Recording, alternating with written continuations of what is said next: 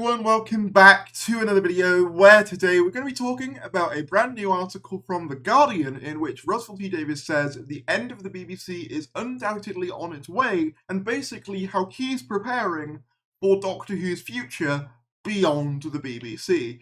This is a very interesting article, so I'm going to read it, we're going to discuss and break it down in depth because I have some things to say on this that I think are quite interesting, or at least I hope you'll find quite interesting at the very least. But do me a favour, subscribe if you're new. Only a small percentage of my audience is actually subscribed, and I know you guys probably get sick of hearing me say it, but I'm trying to get to 25,000 subscribers before Series 14 airs, or Season 1, so any support would be greatly appreciated on that front.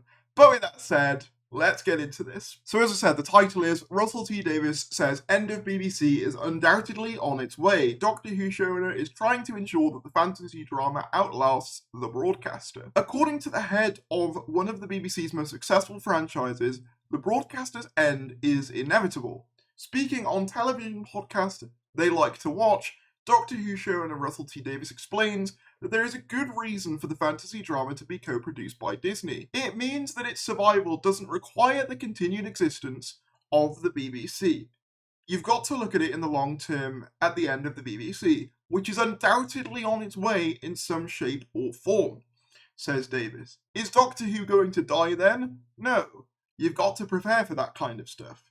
The lack of lavish BBC budgets is another reason Davies claims Doctor Who's future requires Disney's involvement, particularly in a world where high-budget productions are increasingly the norm, as Doctor Who needs to be up there with the big hitters.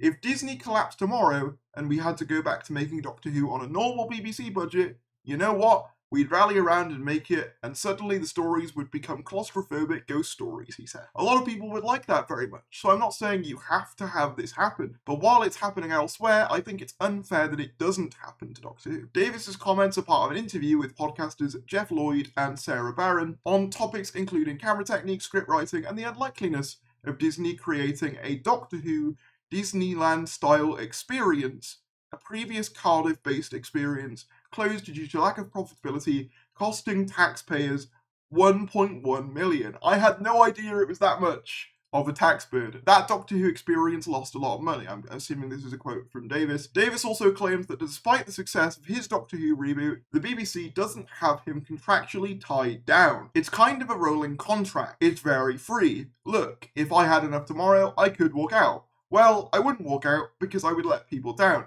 but nothing could trap me.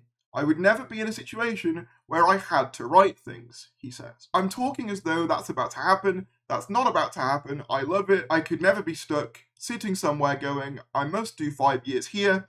Never. I'm too old for that now. So this is a very interesting interview for quite a few reasons. Obviously, Russell T Davies has been a champion of the BBC for quite a long time. He thoroughly believes in the licence fee and public service broadcasting and the value that the BBC provides to the British public. However, one only has to look at the trajectory of entertainment to see that the BBC's days are somewhat numbered. The contract the BBC has with the British public is set to be basically renegotiated in 2027, and it's looking very likely that the licence fee is going to be significantly altered, and while I don't think it will go away altogether, I don't think the licence fee as it currently exists is surviving into the 2030s. I just don't see that. And I've seen a lot of people characterise this as kind of Russell admitting defeat for the BBC. But I think it's just him future-proofing the show. Doctor Who can exist outside of the BBC. It's a big enough property where it can do that.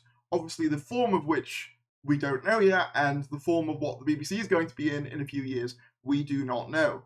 But this is one of those things where I find it frustrating when it's left out of discussions surrounding Russell T Davies coming back to Doctor Who. A lot of people say, oh, but Russell's done it before, why not get someone new in? And to an extent, I do understand that frustration. However, think about it like this. Russell sees the direction the industry's going. He's always been very forward-thinking. In fact, if you go to one of his previous programmes, Years and Years, he predicts that around the late 2020s, the BBC does go off the air. The licence fee ends, and that's it. And that seems to be becoming a more and more likely prospect, whether you agree with it or not. So Russell sees the trends that the industry's going. He sees the rise of Disney, Netflix, and he sees the BBC moving Doctor Who in that direction, and he goes, I need to make sure Doctor Who is safe during this transition. So that's why he came back, in my view. It's not just about getting the old band back together, or getting the most viewers as possible, although obviously that is a factor. I firmly believe passionately that Russell T Davies wanted Doctor Who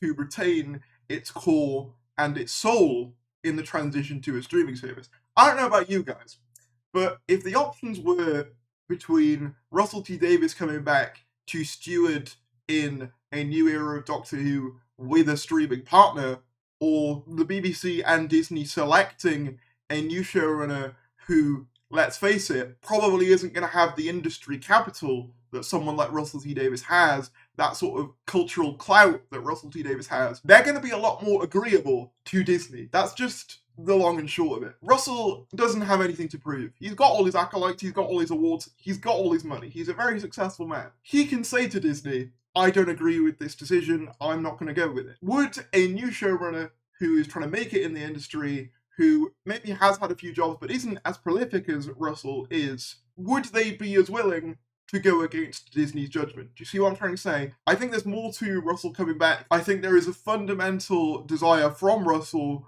for Doctor Who to be secure in this transition. And I think that's very much reflected in this article where he says Doctor Who can and probably will exist beyond the BBC. And I agree with him. I see no reason why it shouldn't. And again, I don't think this is admitting defeat so much as it is looking at the reality of what the situation is. We have a BBC that is constantly under threat of the license fee being revoked. We have the rise of streaming services.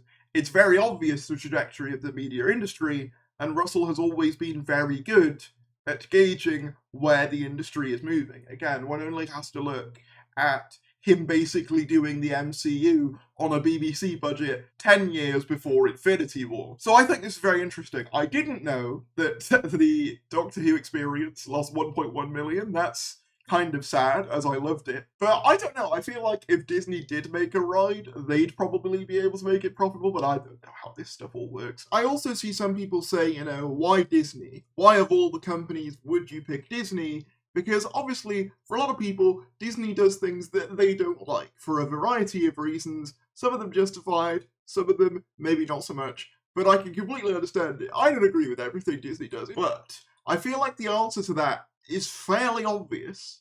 Disney are the biggest entertainment conglomerate in the world. If I was the BBC looking at this deal, Disney are probably the ones that make the most sense. And realistically, who else is there? Netflix would be an option, but let's not forget that Netflix famously axed shows after 2 seasons, so I'm sure that was a consideration, because Netflix are very tumultuous with what they commission and what they get rid of. Amazon are a massive company, bigger than Disney, but they have the other aspect of, I think, there's a lot more diversification within Amazon, so I doubt there'd be as much attention given to something like Doctor Who than Disney would, who are a pure entertainment brand, pretty much. So I think the answer to that question is pretty obvious. They're the ones with the biggest name recognition in the media industry, the biggest reach. One only has to look at the views on the Doctor Who trailer on Disney Plus to see that.